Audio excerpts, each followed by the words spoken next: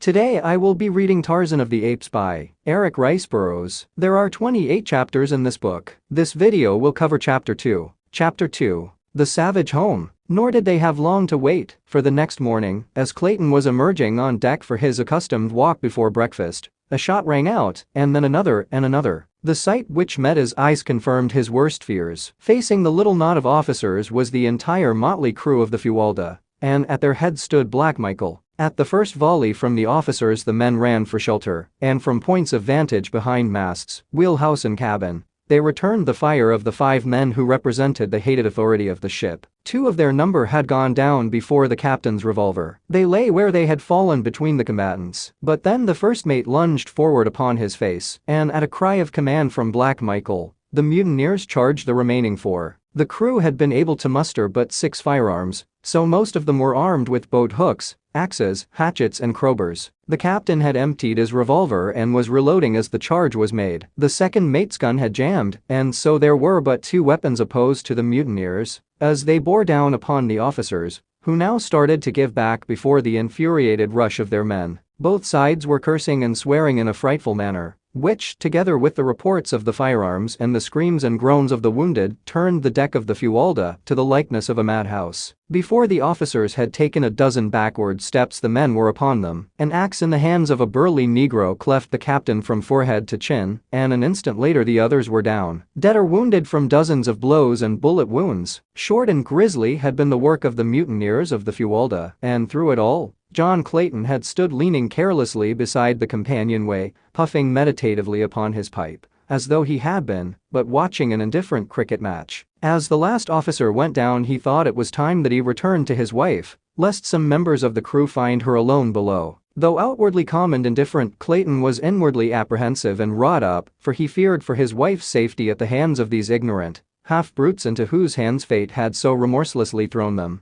As he turned to descend the ladder, he was surprised to see his wife standing on the steps almost at his side. "How long have you been here, Alice?" "Since the beginning," she replied. "How awful, John." "Oh, how awful. What can we hope for at the hands of such as those?" "Breakfast, I hope," he answered, smiling bravely in an attempt to allay her fears. "At least," he added, "I'm going to ask them. Come with me, Alice. We must not let them think we expect any but courteous treatment." The men had by this time surrounded the dead and wounded officers, and without either partiality or compassion, proceeded to throw both living and dead over the sides of the vessel. With equal heartlessness they disposed of their own dead and dying. Presently one of the crew spied the approaching Claytons, and with a cry of, "Here's 2 more for the fishes," rushed toward them with uplifted axe. But Black Michael was even quicker, so that the fellow went down with a bullet in his back before he had taken a half-dozen steps. With a loud roar, Black Michael attracted the attention of the others, and, pointing to Lord and Lady Greystick, cried, "These here are my friends, and they are to be left alone. D'ye understand? I'm captain of this ship now, and what I says goes," he added, turning to Clayton. "Just keep to yourselves, and nobody'll harm ye." And he looked threateningly on his fellows. The Claytons heeded Black Michael's instructions so well that they saw but little of the crew, and knew nothing of the plans the men were making. Occasionally they heard faint echoes of brawls and quarreling among the mutineers, and on 2 occasions the vicious bark of firearms rang out on the still air. But Black Michael was a fit leader for this band of cutthroats, and, withal, held them in fair subjection to his rule. On the 5th day following the murder of the ship's officers, land was sighted by the lookout. Whether island or mainland, Black Michael did not know, but he announced to Clayton that if investigation showed that the place was habitable, he and Lady Greystick were to be put ashore with their belongings. "You'll be all right there for a few months," he explained, "and by that time, we'll have been able to make an inhabited coast somewhere and scatter a bit. Then I'll see that yer government's notified where you be in. They'll soon send a man o' war to fetch ye off. It would be a hard matter to land you in civilization without a lot o' questions being asked. And none o' us here has any very convincin' answers up our sleeves." Clayton remonstrated against the inhumanity of landing them upon an unknown shore, to be left to the mercies of savage beasts, and, possibly, still more savage men. But his words were of no avail, and only tended to anger Black Michael, so he was forced to desist and make the best he could of a bad situation. About 3 o'clock in the afternoon they came about off a beautiful wooded shore, opposite the mouth of what appeared to be a landlocked harbor. Black Michael sent a small boat filled with men to sound the entrance in an effort to determine if the Fuwalda could be safely worked through the entrance. In about an hour they returned and reported deep water through the passage, as well as far into the little basin. Before dark the barkentine lay peacefully at anchor upon the bosom of the still, mirror-like surface of the harbor. The surrounding shores were beautiful with semi-tropical verdure, while in the distance the country rose from the ocean in hill and tableland, almost uniformly clothed by primeval forest. No signs of habitation were visible, but that the land might easily support human life was evidenced by the abundant bird and animal life of which the watchers on the Fualda's deck caught occasional glimpses, as well as by the shimmer of a little river which emptied into the harbor, ensuring fresh water in plenitude. As darkness settled upon the earth, Clayton and Lady Alice still stood by the ship's rail in silent contemplation of their future abode. From the dark shadows of the mighty forest came the wild calls of savage beasts, the deep roar of the lion, and, occasionally, the shrill scream of a panther. The woman shrank closer to the man in terror-stricken anticipation of the horrors lying in wait for them in the awful blackness of the nights to come, when they should be alone upon that wild and lonely shore. Later in the evening Black Michael joined them long enough to instruct them to make their preparations for landing on the morrow. They tried to persuade him to take them to some more hospitable coast near enough to civilization, so that they might hope to fall into friendly hands, but no pleas or threats or promises of reward could move him. I am the only man aboard who would not rather see ye both safely dead, and, while I know that's the sensible way to make sure of our own necks, yet Black Michael's not the man to forget a favor. Ye saved my life once, and in return I'm going to spare yours, but that's all I can do. The men won't stand for any more, and if we don't get ye landed pretty quick, they may even change their minds about giving ye that much show. I'll put all yer stuff ashore with ye, as well as cookin' utensils and some old sails for tents, and enough grub to last ye, until ye can find fruit and game. With yer guns for protection, ye ought to be able to live here easy enough until help comes. When I get safely hid away I'll see to it that the British government learns about where ye be. For the life of me, I couldn't tell 'em exactly where, for I don't know myself, but they'll find ye all right. After he had left them they went silently below, each wrapped in gloomy forebodings. Clayton did not believe that Black Michael had the slightest intention of notifying the British government of their whereabouts, nor was he any too sure, but that some treachery was contemplated for the following day, when they should be on shore with the sailors, who would have to accompany them with their belongings. Once out of Black Michael's sight any of the men might strike them down, and still leave Black Michael's conscience clear. And even should they escape that fate was it not but to be faced with far graver dangers. Alone, he might hope to survive for years, for he was a strong, athletic man. But what of Alice, and that other little life so soon to be launched amidst the hardships and grave dangers of a primeval world? The man shuddered as he meditated upon the awful gravity,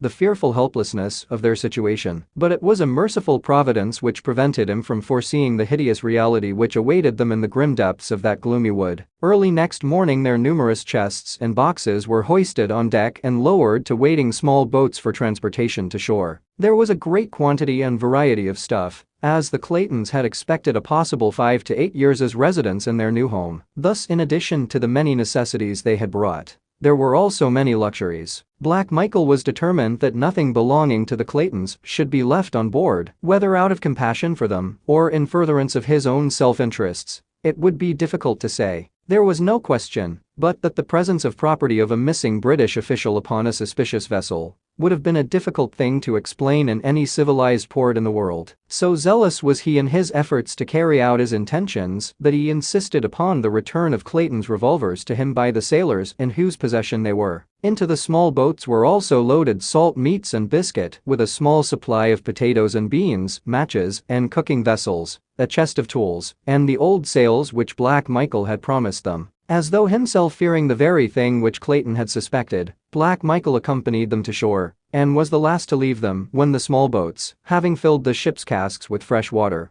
were pushed out toward the waiting Fualda. As the boats moved slowly over the smooth waters of the bay, Clayton and his wife stood silently watching their departure in the breasts of both a feeling of impending disaster and utter hopelessness. And behind them, over the edge of a low ridge, other eyes watched close-set, wicked eyes, gleaming beneath shaggy brows, as the Fualda passed through the narrow entrance to the harbor and out of sight behind a projecting point. Lady Alice threw her arms about Clayton's neck and burst into uncontrolled sobs. Bravely had she faced the dangers of the mutiny, with heroic fortitude. She had looked into the terrible future, but now that the horror of absolute solitude was upon them, her overwrought nerves gave way, and the reaction came. He did not attempt to check her tears. It were better that nature have her way in relieving these long pent emotions, and it was many minutes before the girl, little more than a child she was, could again gain mastery of herself. "Oh, John," she cried at last, "the horror of it. What are we to do? What are we to do?" "There is but one thing to do, Alice," and he spoke as quietly as though they were sitting in their snug living room at home, "and that is work. Work must be our salvation. We must not give ourselves time to think, for in that direction lies madness. We must work and wait. I am sure that relief will come, and come quickly. When once it is apparent that the Fuwalda has been lost, even though Black Michael does not keep his word to us." "But John, if it were only you and I," she sobbed. "We could endure it, I know, but—" "Yes, dear," he answered gently. "I have been thinking of that, also, but we must face it, as we must face whatever comes, bravely and with the utmost confidence in our ability to cope with circumstances whatever they may be. Hundreds of thousands of years ago our ancestors of the dim and distant past faced the same problems which we must face, possibly in these same primeval forests. That we are here today evidences their victory. What they did may we not do, and even better, for are we not armed with ages of superior knowledge, and have we not the means of protection, defense, and sustenance which science has given us, but of which they were totally ignorant? What they accomplished, Alice, with instruments and weapons of stone and bone, surely that may we accomplish also. Ah, John, I wish that I might be a man with a man's philosophy. But I am but a woman, seeing with my heart rather than my head, and all that I can see is too horrible, too unthinkable to put into words. I only hope you are right, John. I will do my best to be a brave primeval woman, a fit mate for the primeval man." Clayton's first thought was to arrange a sleeping shelter for the night,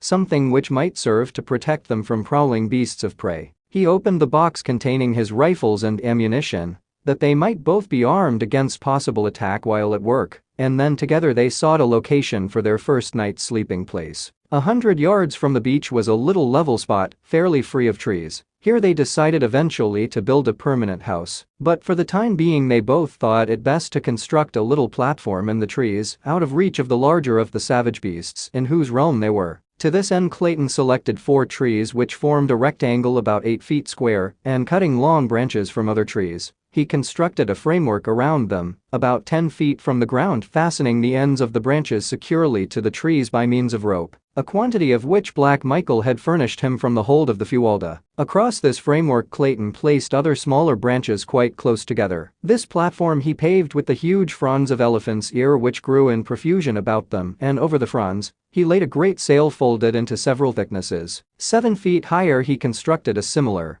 though lighter platform to serve as roof, and from the sides of this, he suspended the balance of his sailcloth for walls. When completed he had a rather snug little nest, to which he carried their blankets and some of the lighter luggage. It was now late in the afternoon, and the balance of the daylight hours were devoted to the building of a rude ladder, by means of which Lady Alice could mount to her new home. All during the day the forest about them had been filled with excited birds of brilliant plumage, and dancing, chattering monkeys, who watched these new arrivals and their wonderful nest-building operations with every mark of keenest interest and fascination. Notwithstanding that both Clayton and his wife kept a sharp lookout, they saw nothing of larger animals, though on 2 occasions they had seen their little simian neighbors come screaming and chattering from the nearby ridge, casting frightened glances back over their little shoulders, and evincing as plainly as though by speech that they were fleeing some terrible thing which lay concealed there. Just before dusk Clayton finished his ladder and, filling a great basin with water from the nearby stream,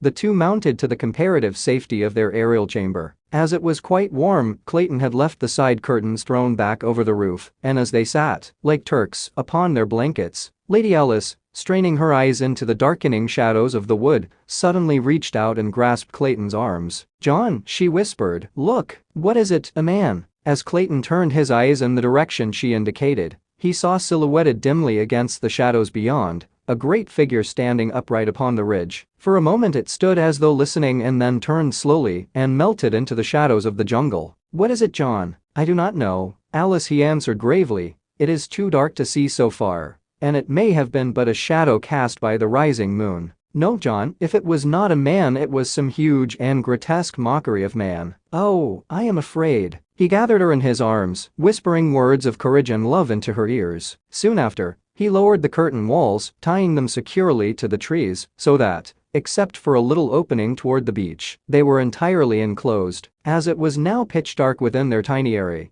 They lay down upon their blankets to try to gain, through sleep, a brief respite of forgetfulness. Clayton lay facing the opening at the front, a rifle and a brace of revolvers at his hand. Scarcely had they closed their eyes than the terrifying cry of a panther rang out from the jungle behind them. Closer and closer it came until they could hear the great beast directly beneath them. For an hour or more they heard it sniffing and clawing at the trees which supported their platform, but at last it roamed away across the beach, where Clayton could see it clearly in the brilliant moonlight, a great, handsome beast, the largest he had ever seen. During the long hours of darkness they caught but fitful snatches of sleep, for the night noises of a great jungle teeming with myriad animal life kept their overwrought nerves on edge, so that 100 times they were startled to wakefulness by piercing screams, or the stealthy moving of great bodies beneath